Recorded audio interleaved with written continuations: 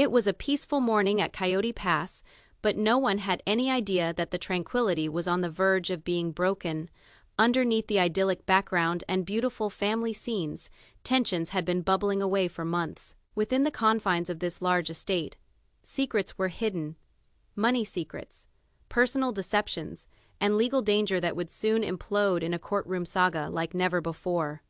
Cody Brown and his wives had kept for years the delicate dance of a polygamous family, always under the scrutiny of TLC cameras. But lately, cracks in the family's finances had begun to show, cracks so profound that they couldn't be discounted. Secret bank accounts, mysterious withdrawals, and shady real estate transactions had raised a few more than eyebrows. The rumors of trouble started when Christine, ever-watchful wife, detected discrepancies in the family's communal finances. Reports she had been reading in private told a disturbing tale, millions of dollars seemingly vanishing without explanation. And when she attempted to discuss these issues with Cody, the responses she received only created more questions. But it wasn't all about money. Relationships were starting to fray under the pressure. Janelle, the erstwhile peacemaker, had begun to distance herself, tired of incessant arguments about property and the mythical family fund. And Meri, who usually kept her complaints to herself, started to come forward with her own witness testimony, one that did not portray Cody in the most favorable light. As tensions rose, the murmurs grew loud, and before long, there was a court fight looming near. Cody, who used to be so sure of his grip on money and family, was now under fire from the very folks who had put their confidence in him most. And on this morning, as lawyers and relatives convened, nobody could have guessed just how blown up the imminent confrontation was going to be. Next to unfold was not only going to reveal secrets that had been hidden, but it was going to push the family to its limits. The Coyote Pass courtroom would be a war zone, and all words, all papers, all secrets would have the power of years of tension, deceit, and betrayal. Be sure to tune in, because the tale that was to evolve would shock viewers and reverse everything fans believed they knew about the sister wives' family. The courtroom entrance opened, and an uncomfortable hush filled the room. Cameras from news media caught every scene, but even they could not anticipate the storm brewing. Cody Brown, normally calm before cameras, looked nervous, a clear difference from his assertive attitude at home. The judge, famous for no-nonsense decisions, did not hesitate. "We are here to resolve the financial mismanagement and potential fraud claims against Coyote Pass," the judge began, eyes fixed on Cody. The courtroom appeared to collectively hold its breath. Christine, alongside her attorney, fixed her gaze. Months of diligent preparation had culminated in this moment, and she was certain the evidence in her hands would change everything. Janelle, Meri, and even Robyn shared silent looks, each preparing for the secrets that were to be unveiled. The first item of proof was given, a set of bank statements, carefully put together, of money being transferred between accounts in patterns that didn't quite add up. The figures spoke, and they spoke a tale Cody could no longer master. Millions of dollars had disappeared into unknown accounts. Questions were asked: who ordered these transfers, where did the funds go, and why had it been concealed from the other wives? As the judge reviewed the papers, Cody's lawyer attempted to explain the transfers as routine financial planning, but Christine's lawyer was prepared. "Your Honor," they began, voice firm but calm, "these are not ordinary transactions. They show intentional hiding from the family members who trusted him most." The courtroom was electric. Whispers from the gallery indicated incredulity. Could Cody have mishandled, or worse, stolen family money? The judge rested his pen on his chin, eyeing Cody keenly, indicating that war had begun. And later in the day, there was more evidence. Emails, agreements, and even text messages brought out discussions Cody had attempted to keep secret. Each revelation, each little piece of information, appeared to undermine the carefully built facade of the patriarch of the family.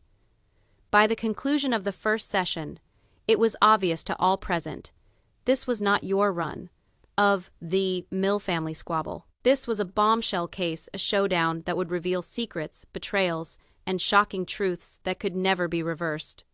The question on everyone's mind, and the viewers' minds at home, was simple but chilling. Would Cody be able to hold his own, or had the walls of Coyote Pass finally come tumbling down? The second day of the Coyote Pass court showdown opened with an electric energy.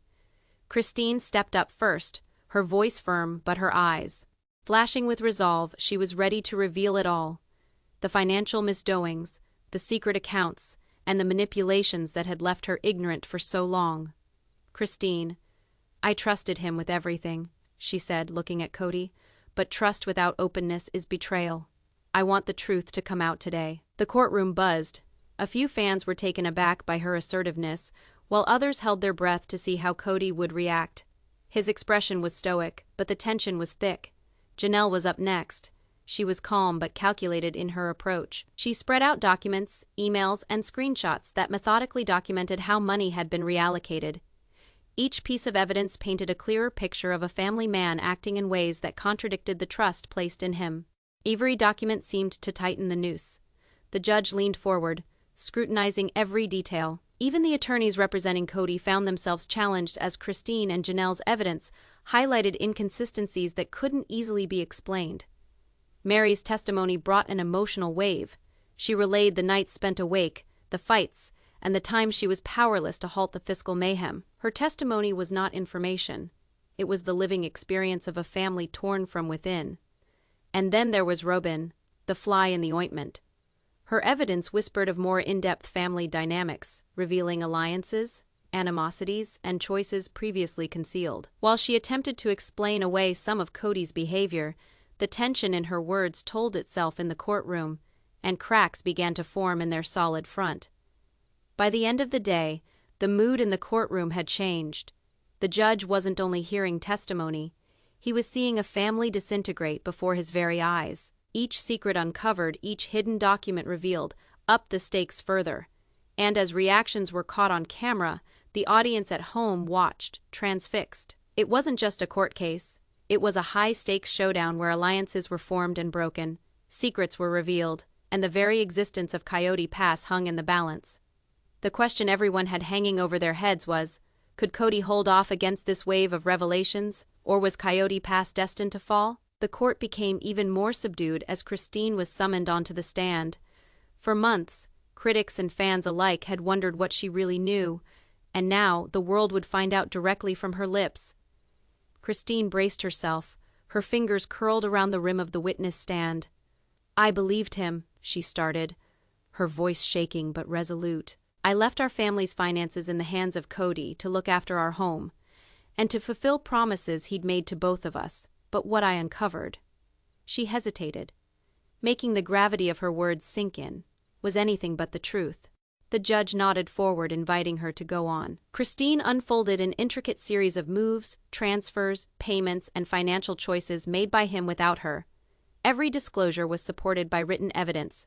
The courtroom crowd gasped. Even veteran reporters could hardly contain their shock. Cody squirmed uncomfortably in his seat. His calm, public demeanor failed for the first time in years. The testimony presented a portrait of deception, and the sheer amount of evidence made it impossible to overlook. Janelle and Meri exchanged glances of vindication. They had long suspected mismanagement, but to hear Christine tell them under oath made the betrayal tangible.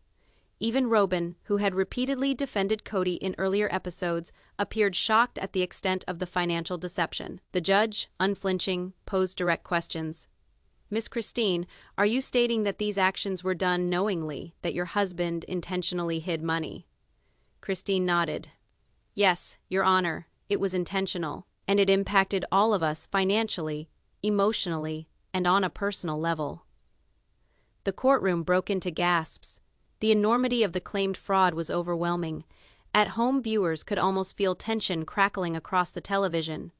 One thing was for sure. Coyote Pass's story was no longer a secret. It was a public spectacle, an epic that could redefine the Brown family legacy permanently.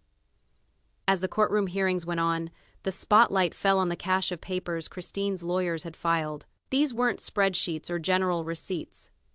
These were meticulous financial statements, wire transactions, and internal memoranda that provided a far different picture than what fans were accustomed to seeing on television. The first display, titled simply Coyote Pass Ledger A, showed a string of transfers that had gone unremarked for years. Money that had been accounted for as communal, earmarked for family spending, was instead funneled into accounts attached only to Cody. Own contract in particular left the courtroom holding its breath collectively. A memo from a TLC production executive detailing special talent incentives reserved solely for Cody referred to under mysterious entries such as primary engagement bonus and storyline completion reward. The overall amount over 6 seasons. An astonishing $850,000, Christine's lawyer gestured toward the exhibit. Your Honor, this isn't guesswork. This is evidence that Mr. Brown had access to an off-books financial stream quite apart from what he revealed to the family. The judge's brow knitted as he scanned the pages. Every wire transfer, every memo, was a coffin nail to the story Cody had been spinning for years, that the family was struggling in unison, making tough decisions, and sharing from the same pot of resources. Meri and Janelle leaned in, mouths agape, as the sights of previously secret expenditures came to light. $25,000 spent on high-end sporting equipment in the same week. Meri was not allowed access to money for her tiny business. $40,000 gone from a family account titled Property Development. These were no small oversights, but outright acts of financial deception. Robyn even squirmed uncomfortably. She had profited from some of the money. The court now clarified how deeply entangled her comfort had become with the deceit of these transactions. It was a deception web that involved more than one family member, and the ripple effect was undeniable. The judge placed the papers aside and addressed Cody directly. "Do you contest the legitimacy of these documents?" he inquired, voice firm but unshaken. Cody, clearly on edge, opened his mouth to speak, but the burden of the proof hovered in the air. This was no longer a reputation. This was accountability. The shocking uncovering of these secret documents was a watershed moment. Coyote Pass's long history of carefully constructed television intrigue was now outed as a high-stakes game of secret accounts, concealed incentives, and unparalleled courtroom theatrics. Viewers from across the country were glued to their televisions, shocked by each explosive revelation. In the courtroom camera's face, the next bombshell arrived in the person of a network source, a one-time TLC producer who had agreed to testify anonymously. The room was filled with tension. This was someone who had been behind the scenes, witnessing firsthand the financial and emotional dynamics of Coyote Pass. The insider took the stand, glancing briefly at Cody before beginning. "What I'm about to say may shock the public, but it's the truth," they stated, voice calm but firm. Mr. Brown was given what we used to refer to internally as the golden leash. It was a string of bonuses and rewards directly dependent upon how he represented the family, rather than how the family actually lived. A hush ran through the courtroom. The term golden leash at once caught everyone's attention. It suggested a control of narrative as well as of money. According to the insider, Cody was not just earning money from shared family funds or appearances. He was rewarded for producing drama, for keeping certain secrets, and for ensuring the cameras captured his family in a way that maximized viewer engagement. Christine's attorney pounced on the opportunity. "So, you're confirming that Mr. Brown profited from secrecy, from financial obfuscation?" "Yes," the insider replied. "The payouts were conditional. The greater the drama, the bigger the amount, and these were never revealed to the other wives." The room was shocked. Every gaze in the courtroom appeared to settle upon Cody. This wasn't merely about mismanagement or disagreement over family finances. This was a scheme, one that was carefully planned, connected to millions of dollars in clandestine payments. Janelle and Meri shared glances that screamed. The betrayal was not just monetary, it was personal. They had been shown a veneer of equality and fairness all along, only to realize they were actors in a choreographed production with one person reaping the benefits disproportionately. Even Robyn appeared to grapple with this news. Interested in the benefits, she now had to deal with the truth that the system that enriched her own comfort had also been responsible for the destruction of the family. The golden leash was not just a perk, it was evidence that the story Cody had dictated had been scripted and profitable, at his wife's expense. The judge stopped for a very long time before he spoke.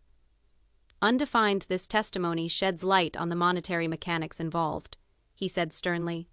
"It will be accorded substantial weight as we move to consider the totality of the charged fraud and deception." With the insider's testimony, the courtroom was now ready for a clash that none would ever forget. Undefined, a veneer of family peace had been shattered, showing the complicated web of money, manipulation, and secret schemes at Coyote Pass. Undefined Home fans were glued to every report, watching history unfold. As the trial drama escalated, Cody came to the stand. For the first time, the patriarch tried to stand up against the growing accusations. His voice, normally strong and authoritative, had an unusual tremble. The top lawyer for Christine, fierce and unsparing, conducted the cross-examination. "Mr. Brown, why do several financial reports, which you signed personally, reflect discrepancies amounting to hundreds of thousands of dollars?" Cody shifted uncomfortably in his seat. I thought all expenses were accounted for.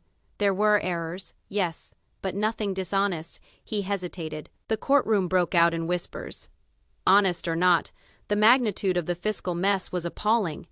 Every line item, every so-called minor error, now spoke volumes of systemic mismanagement, or worse, outright concealment. Christine's lawyer leaned forward, cutting through Cody's testimony. "Errors of this scale don't occur in a vacuum. They take conscious action or gross negligence. How do you square this with your testimony of inadvertent errors?" Cody's expression narrowed. He played with his notes, hunting for a rational explanation. I relied on the accountants. I relied on the advisors. I didn't do all of it myself. The issue was that trust wasn't enough to clear him. Evidence had been carefully gathered, emails, bank statements, memos within the company, all leading towards a pattern where Cody had been carrying out financial tactics to get for himself at the expense of keeping the wives in the dark. The judge's eyes narrowed, unyielding. "Mr. Brown, the court must weigh the acts and the failures of omission that permitted this to persist. Your dependence on others doesn't excuse you." Cody's defense was crumbling, brick by brick. Even fans watching the live stream were beginning to wonder about his side of the story. The image of the kind patriarch had been supplanted by the figure of a calculating one, using both family and media for personal benefit. Meri's lawyer took advantage, taking them through a series of screenshots. Each of them underlined Cody's direct participation in suspicious transactions. "These communications definitely reflect knowledge and intent," the lawyer stated. With every new evidence, defenses of Cody grew weaker. The atmosphere in the courtroom became close to electric, a combination of shock, disbelief, and excitement. The crowd sensed that the story they had been reading for years was being rewritten right before their eyes. Even Robyn, who had sat quiet mostly up until now shifted restlessly in her seat. Queries regarding her awareness and participation were starting to arise, poised to sweep her deeper into the eye of the hurricane. The courtroom had evolved by evening from a procedural formality stage to a battleground of truth, falsehood, and disclosure. Cody's meticulously constructed image was beginning to fray, and fans and family members alike were left to wonder how far the betrayal went. The next day, the courtroom was electric with anticipation. Word had spread that there was going to be some big evidence revealed, tapes that would turn everything on its head. The lawyer for Janelle approached the bench, holding a sealed envelope. "Your Honor, we have discovered previously unknown audio recordings at Coyote Pass. These tapes unveiled deliberations directly implicating Cody, and, to a lesser degree, Robyn, in financial decisions that bilked the family." Gasps echoed through the courtroom. Cameras flashed as the clerk of the court gingerly passed the envelope to the judge. Cody blanched, and a telltale tremble gave away his growing panic. The judge nodded, signaling the go. Ahead to play the first tape. Cody's voice was immediately heard throughout the speakers in the courtroom. The tone was relaxed, verging on flippant, talking about transfers of money described as family expenses that were exactly not Christine. Janelle and Meri leaned in. Each sentence peeled away the final shreds of Cody's believability. The interviews exposed more than mere bad financial sense. They laid bare intentional tactics, intended to conceal assets and deceive both the wives and TLC producers. On tape featured Robyn trying to rationalize heavy spending as a need for the family. Yet her tone betrayed hesitation, as though she herself knew the narrative didn't align with reality. The attorneys for the wives paused the playback at several key points, allowing the court to absorb the gravity of the evidence. "Your Honor, these recordings provide undeniable proof of intent," said Meri's attorney. "They demonstrate coordination and knowledge, refuting any allegations of ignorance or innocence." Cody's lawyer tried to object, raising concerns of privacy and allegations of misinterpretation. The judge was firm. The court finds these tapes admissible. They are directly pertinent to the determination of both intent and knowledge in this case. Throughout the day, with each tape, layers of dishonesty were stripped away, situations that previously seemed innocuous, offhand comments, laughter, momentary asides, now burdened the viewer with evidence, a portrayal of manipulation and measured deception. The viewers at home could hardly keep up with the bombshells. Coyote Pass fans on social media were speculating. How much did Cody know? How much was Robyn involved? And what did these revelations portend for the future of Coyote Pass? After the session, the courtroom was abuzz with tension. Cody sat in grim silence, his jaws clenched as the wives looked at each other. Vindication, shock, and determination. The stage was now set for the next outburst of phase, financial audit and the unveiling of secret assets that would reimagine the whole saga of sister wives. The courtroom resumed, and tension was almost palpable. Everyone was aware that the next bombshell was about to break. The money audit that would dismantle Cody and Robyn's entire case. The court-appointed auditor emerged, a thick binder in hand. "Your Honor, following detailed examination of the Coyote Pass accounts, we have identified discrepancies exceeding $1.2 million. These exceed hidden transfers, unreported income, and suspicious expenses disguised as family expenses." The courtroom burst into murmurs. Cody's eyes grew wide, and he shifted awkwardly in his seat. Even Robyn looked taken aback, eyeing him nervously.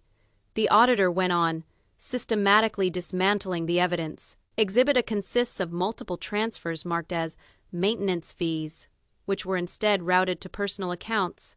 Exhibit B outlines luxury purchases, masquerading as necessities for Coyote Pass operations. Exhibit C, most troubling, shows a shell account to hide a substantial amount of TLC profits. Christine, Janelle, and Meri looked at each other, their faces a mix of shock and vindication. This was the evidence they had long believed to be out there, and now it couldn't be denied. The judge leaned in, looking at Cody sternly. "Mr. Brown, do you have an explanation for these transfers and concealed funds?" Cody opened his mouth, hesitated, and then muttered something about misunderstandings and clerical errors. But the evidence was overwhelming. Every page of the audit outlined a vivid picture of deliberate deception, a trend of financial manipulation intended to advantage Cody alone, and secondarily Robyn. The viewers at home and in the courtroom couldn't help but be shocked by what they were hearing. Social media was already abuzz with responses, hashtags such as #CoyotePassScandal and #SisterWivScourt trending globally. The judge, visibly unconvinced, tapped the binder. The evidence here is not to be dismissed. Now it is up to the court to decide on restitution to the wives and penalties for fraudulent activity found. As the auditors packed up their papers, murmurs filled the room. How much would Cody and Robyn be required to repay? Would this finally see long overdue justice handed to the wives? The suspense was unendurable. Everybody realized the next surprise could be more crushing. By day's end, the wives had newfound optimism. The proof was evident, the plan was working in their favor, and for the first time, it appeared that Cody's shields were finally buckling under the onslaught of reality.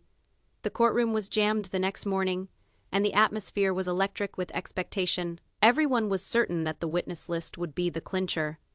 And first to take the stand was a former employee of Coyote Pass, a person who had worked with Cody and Robyn for years. The witness got up onto the stand, hands shaking a bit but voice steady. "I witnessed transactions that didn't add up. Cody made me label personal purchases as business expenses. Robyn signed off on it. They did just what they intended." Gasps were heard in the courtroom. The wives looked at each other, mouthing "finally" in unison. Cody squirmed uncomfortably in his seat, his self-control beginning to break down. Next was a financial expert called in to review the results of the audit. "The pattern of money flow is in line with intentional concealment," the expert said. "It is not a clerical mistake, it is systemic fraud." The judge's gavel tapped the desk lightly, an indication of his complete concentration. "Mr. Brown, do you have any response to these claims?" Cody's words were tense. I think there has been a misunderstanding. These were errors, not deliberate." But the court was not convinced.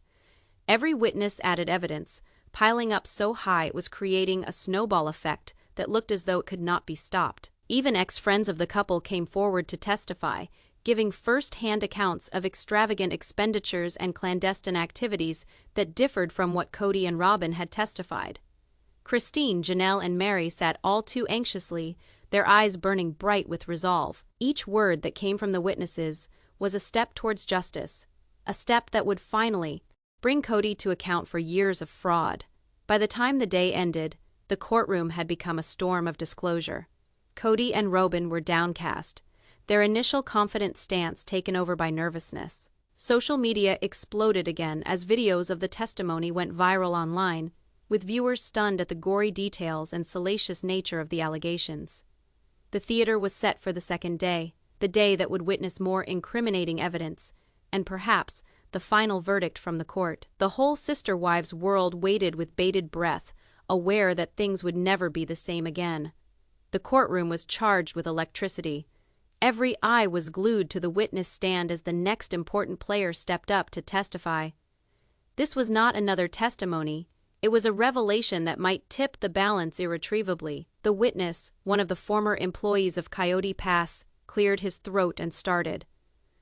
"Throughout my work as an employee of the Browns, I saw several instances where Kody and Robyn were siphoning off funds designated for the household and for TLC productions. There were orders to conceal bills and to classify personal expenditures as business expenses. I took careful notes, worried about what would happen if I remained quiet." A stunned gasp filled the air.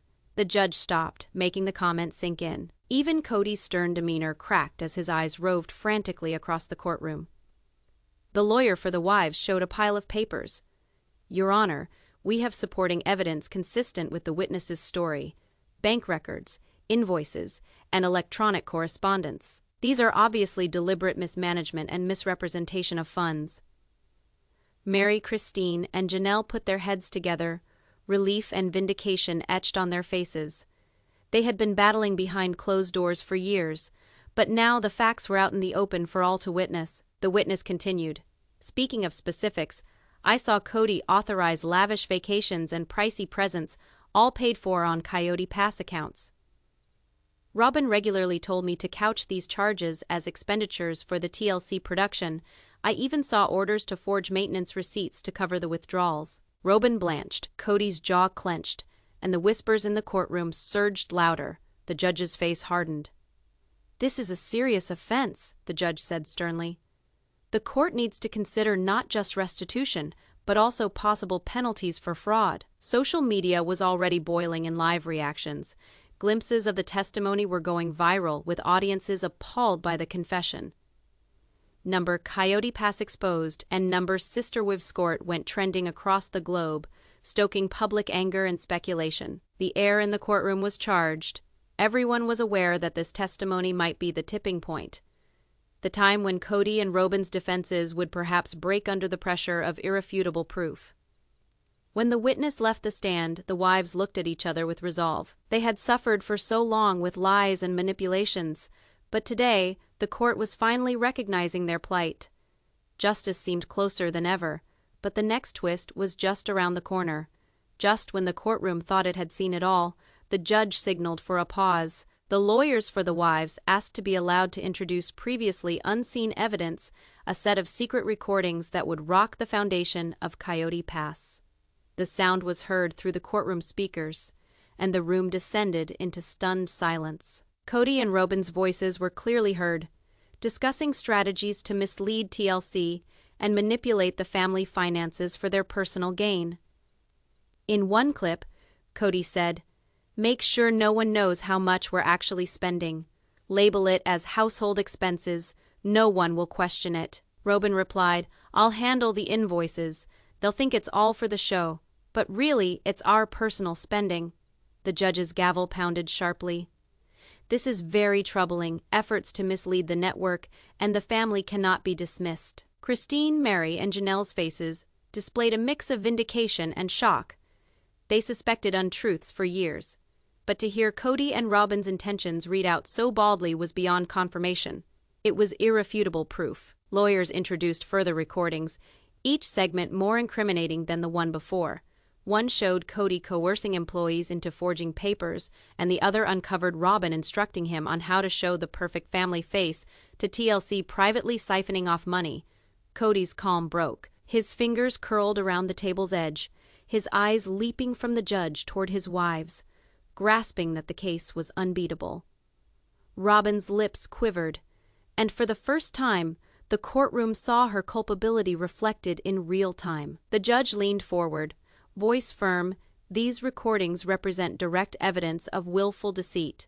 The court will take these into consideration when determining restitution, penalties, and additional repercussions for Cody and Robyn. The courtroom erupted with tension. Social media went into overdrive. Once again, clips of the secret recordings circulated like wildfire, viewers shocked and appalled. Hashtags such as #Coyote Pass exposed, #Sister Wef scandal, and #Kody and Robyn caught owned trending worldwide.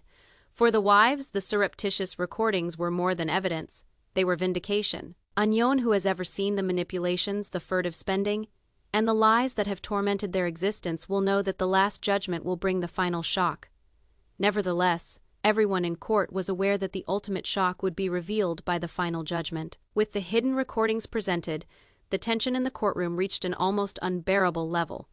The judge called the proceedings back to order, his voice cutting through the whispers. We will now hear final statements before the court issues its decisions regarding restitution and penalties. Cody rose first, his face pale, voice tight. Your Honor, I didn't know the extent of the impact of my choices, he stuttered, trying to take back charge. Yet every gaze in the court, including that of the jury and his wives, was still on him, not believing his recent show of humility. Robyn's lawyer attempted to chime in, making a statement on her behalf. She acted under duress and relied on Cody's wisdom, the attorney began. But the judge cut in bluntly. Pressure does not justify willful deceit. The testimony today indicates a pattern of intentional manipulation, not careless forgetfulness. Christine, who sat off to the side, finally rose to her feet. Her voice was steady but expressed a lifetime of anger and betrayal. We trusted Cody. We trusted our family to be honest and open with us. Instead, we were manipulated and misled. Today we want accountability, not apologies. Janelle moved forward next. This isn't about money, it is about integrity. We can no longer let lies dictate the lives of our children or the future of this family. Her words rang out across the hushed courtroom, and even the bailiffs appeared to slow in respect of her passion. Meri's testimony was brief but intense. I want the truth, and I want justice. It is time Cody and Robyn reap what they sow. No more using TLC or a fabricated family image as a shield. The room was tense, as if holding its collective breath, while Cody fumbled trying to answer. His eyes darted frantically, hoping for a show of support, but receiving none. Robyn's hands shook as she gripped her papers, the crushing weight of exposure suffocating her. The judge leaned forward, gavel at the ready. I have considered the evidence, the tapes, and the affidavits. Clearly, Cody and Robyn have both committed intentional dishonesty, defrauded the TLC, and breached the trust of their family.